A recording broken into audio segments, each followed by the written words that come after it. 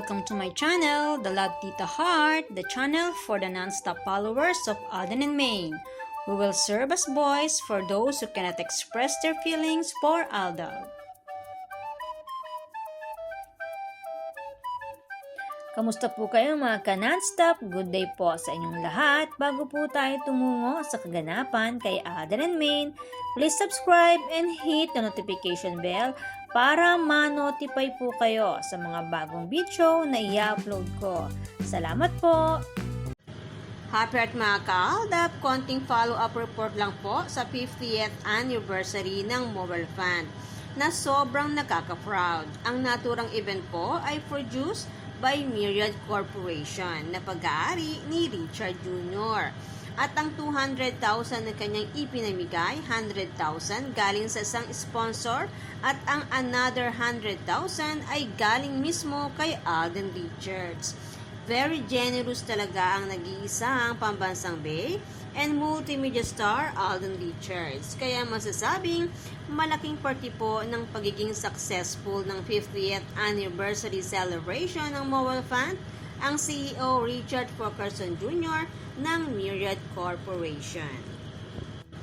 Bukod dyan, gusto ni Alden Richards na makapag-ambag ng isang proyekto na makakatulong sa mga estudyante na may kinalaman ang kurso or nagnanais na makapasok sa industriya ng pelikulang Pilipino na hindi nangangailangan ng backer para makapasok. Iniisip niya ang organization Connect sa school na magkakaroon ng membership para sa madali ang pag-enter sa industriya. Yan ang isang plano pa lang niya para sa future ng mga kabataan na nagnanais magtrabaho sa industriya. Ganito siya ka-hands-on kung paano mag-isip para makatulong siya especially sa mga kabataan. And speaking of pagtulong, bilang family of dog lovers, gagapay din ng Faust si Alden sa mga programa nito para sa mga aspin. At sa pagtakbo ni Alden, mukhang marami na rin siyang nahihikayat or nai-influensyahan para tumakbo.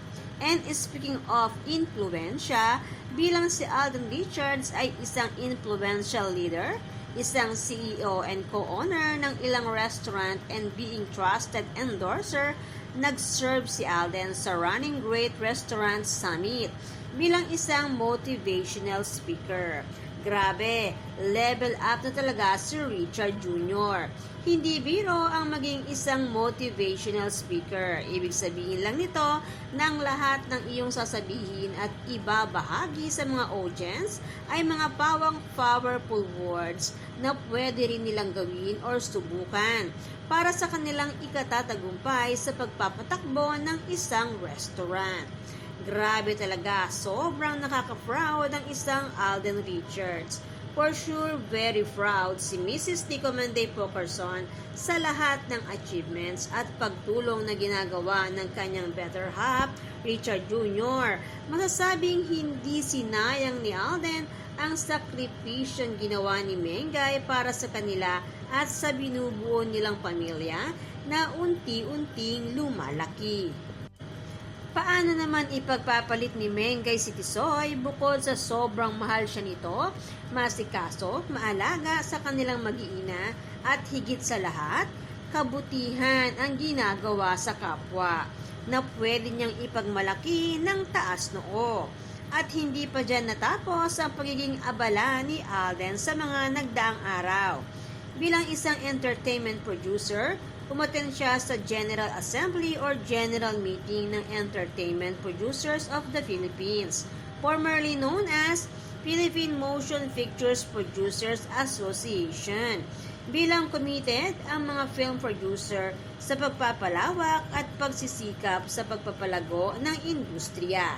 Diniskas nila dito di umano ang paggawa ng mga pelikula at pagkakaroon ng mga trabaho sa film industry. Kaya naman bilang producer and CEO ng Myriad Entertainment, kabilang si Alden Richards sa naturang General Assembly.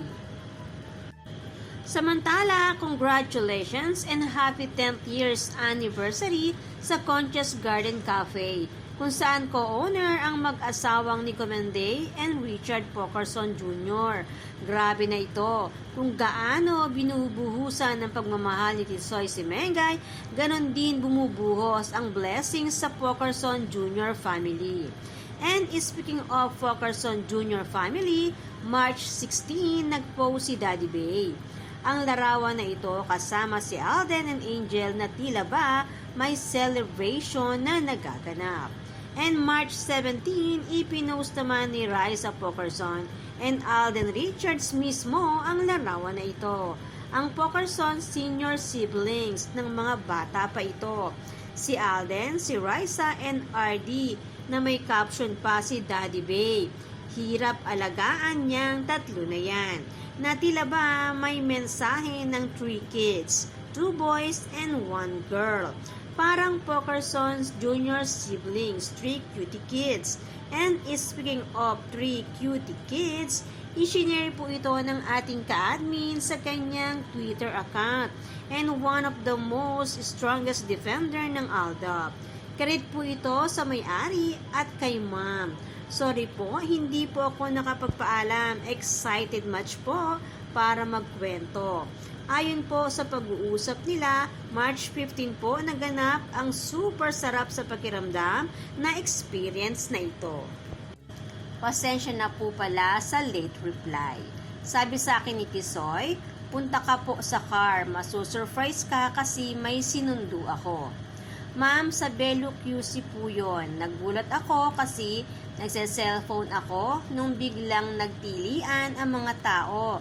Kasi biglang dumating po si Richard Pokerson Jr. at Mama Ten.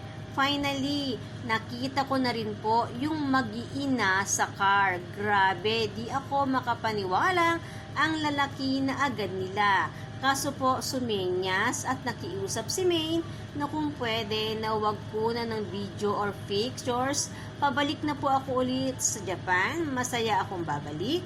Napakasaya ko. Promise. Yan po ang masayang ibinahagi niya. Masaya po siyang babalik sa Japan. Baon ng malinaw na ebidensya na nakitang malalaki na ang mga bata. Kasama si Nico Maine sa loob ng sasakyan ni Alden Richards na masasabing pagdating sa pribadong pagkakataon na hindi inaasahan, si Tisoy mismo ang magtuturo para ipagmalaki ang kanyang mag-iina. Basta alam niyang Aldab Nation ka. Para siyang binigyan ng regalo ni Lord bago siya bumalik patungo ng Japan. Binigyan siya ng isang napakaganda at napakasayang memories. Salamat po sa inyo sa pagbabahagi nitong magandang pagkakataon na hindi inaasahan. Dagdag na naman ito sa mga resibo sa pagiging masaya na laging magkakasama ang Pokerson Jr. family. At makitang malalaki na ang mga bata, kasama pa ang nag-iisang babae sa puso ni Richard Jr. ni Menday Pokerson. Dagdag pa more, resibo pa more para sa matagal ng Panalo Nation, ang fandom ng Aldab Nation and True-Blooded Aldab Nation. Samantala, confirm na it's showtime ang papalit sa slot ng tahanang pinakamasaya. Winelcome na ng GMA ang buong host ng naturang show.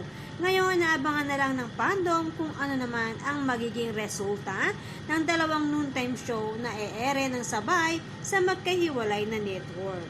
Basta ang fandom masaya lang sa mga sunod-sunod na ebidensya sa makatotohanang relasyon ng mag-asawang Alden and Maine. Kasama pa ang mga bata. Samantala, mataimtim na panalangin po para sa agarang paggaling ni Miss Regina Cristelin po at Miss Josephine Ramirez at sa iba pa nating mga kaaldab na may karamdaman. Malusog po na pangangatawan para po sa inyong lahat. Kaya naman, good vibes lang po tayo man non-stop. Salamat po sa lahat na nag-comments at sa lahat po ng buong pusong nagmamahal at sumusuporta kay Alden and Maine. Salamat po sa lahat ng subscribers. Shout out po sa inyong lahat. Thanks and God bless everyone! Salamat po sa lahat na nag-comment. Shout out po sa inyong lahat. Sorry po, hindi ko na po kayo iisa-isahin. Sobrang dami po ninyo. Patunay lamang po ito na talagang lumalakas lalo at sumisigla ang buong fandom sa ganitong pagkakataon. Salamat po sa inyong lahat. Aldab lang ang malakas. Hangad ko po ang magandang kalusugan para po sa inyong lahat. Salamat po Aldab Nation and True-Blooded Aldab Nation. Thanks, stay safe, and God bless everyone!